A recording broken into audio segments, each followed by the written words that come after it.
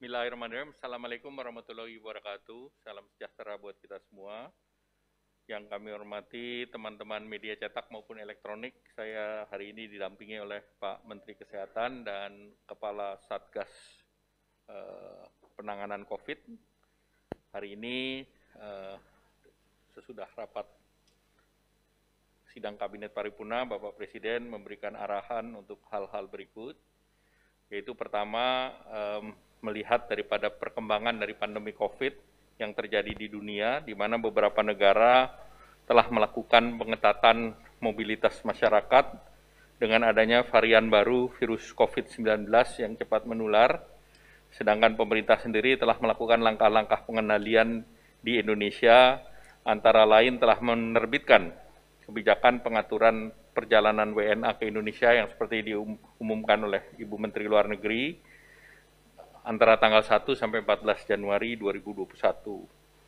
Pemerintah juga melihat bahwa untuk menjaga keseimbangan antara aspek kesehatan dan dari sisi perekonomian, seiring dengan membangkitnya optimisme dan beberapa indikator positif perekonomian nasional yang kita lihat dari indeks Purchase Manager Index kita sudah mencapai 51,3, konsisten meningkat.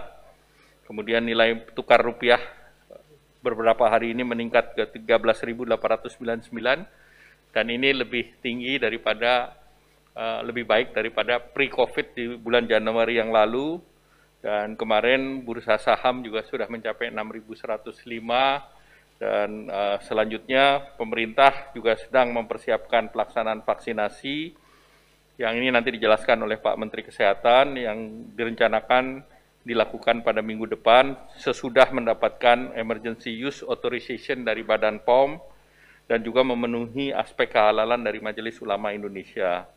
Seperti yang dilakukan di 39 negara yang telah melakukan vaksinasi, sehingga tentu dipandang perlu untuk melakukan pengendalikan kenaikan kasus COVID melalui kegiatan-kegiatan pembatasan berbagai aktivitas di masyarakat. Nah, kemudian juga pemerintah melihat beberapa hal yang perlu dilakukan pembatasan dari kegiatan masyarakat yang berharap tentu penularan virus COVID ini bisa dicegah ataupun dikurangi seminimal mungkin. Kita ketahui bahwa beberapa kondisi penambahan kasus per minggu di bulan Desember itu 48.434 dan di awal Januari ini sudah 51.986 dan kemudian juga pemerintah melihat bahwa tingkat kesembuhan sudah tetap di atas global yaitu 82% dan tingkat confirm fatality rate adalah 3%. Nah, kemudian pemerintah melihat bahwa itu menjadi batasan-batasan daripada pembatasan tersebut. Nah, pemerintah melihat dari zona risiko ada 54 kabupaten kota punya risiko tinggi, kemudian 380 kabupaten kota risiko sedang dan 57 kabupaten kota risiko rendah, dan ada 11 kabupaten kota yang tidak ada kasusnya. Kemudian juga pemerintah melihat rasio-rasio keterisian daripada tempat tidur isolasi, kemudian juga ICU. Pemerintah juga melihat kasus-kasus terkait dengan positivity rate ataupun kasus aktif, di mana secara nasional kasus aktif sebesar 14,2. Oleh karena itu, pemerintah membuat kriteria terkait dengan pembatasan kegiatan masyarakat, dan ini juga sesuai dengan undang-undang yang telah dilengkapi dengan PP 21 tahun 2020, di mana mekanisme pembatasan tersebut. Nah, pembatasan ini kami tegaskan bukan pelarangan kegiatan, tetapi ini adalah pembatasan.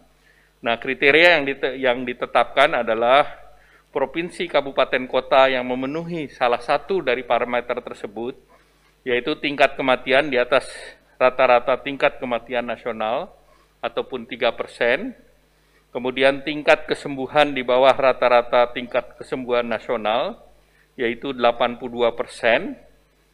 Kemudian, tingkat kesembuhan di bawah rata-rata kesembuhan nasional yaitu di bawah 82%. Kemudian tingkat kasus aktif di bawah rata-rata tingkat kasus aktif nasional, yaitu sekitar 14%, dan tingkat keterisian rumah sakit atau bor occupancy rate untuk ICU dan isolasi yang di atas 70%. Nah, daerah-daerah yang mempunyai kriteria seperti tersebut di atas, nah ini nanti Pak Gubernurnya akan membuatkan Pergub ataupun kabupaten kota dengan Perkada, di mana nanti Pak Menteri Dalam Negeri akan membuat edaran ke seluruh pimpinan daerah, dan tadi sudah disampaikan dalam rapat antara Bapak Presiden dan seluruh gubernur se-Indonesia. Nah, kemudian penerapan pembatasan itu meliputi satu, membatasi tempat kerja dengan work from home 75% dengan melakukan protokol kesehatan secara ketat. Kemudian yang kedua, kegiatan belajar mengajar secara daring. Yang ketiga, sektor esensial yang kita sudah ketahui bersama berkaitan dengan kebutuhan pokok masyarakat tetap beroperasi 100% dengan pengaturan tentu jam operasional, kapasitas, dan menjaga protokol kesehatan secara ketat. Yang berikut adalah yang keempat, melakukan pembatasan terhadap jam buka daripada kegiatan-kegiatan di pusat perbelanjaan sampai pukul 19. Kemudian makan minum di tempat maksimal 25%, dan pemesanan makanan melalui take away atau delivery tetap diizinkan. Kemudian yang kelima, mengizinkan kegiatan konstruksi beroperasi 100% dengan penerapan protokol kesehatan yang lebih ketat.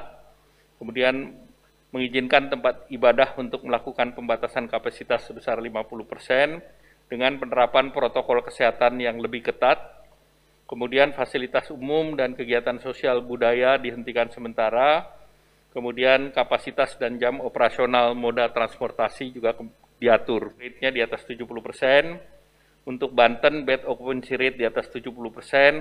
Kasus aktif di atas nasional.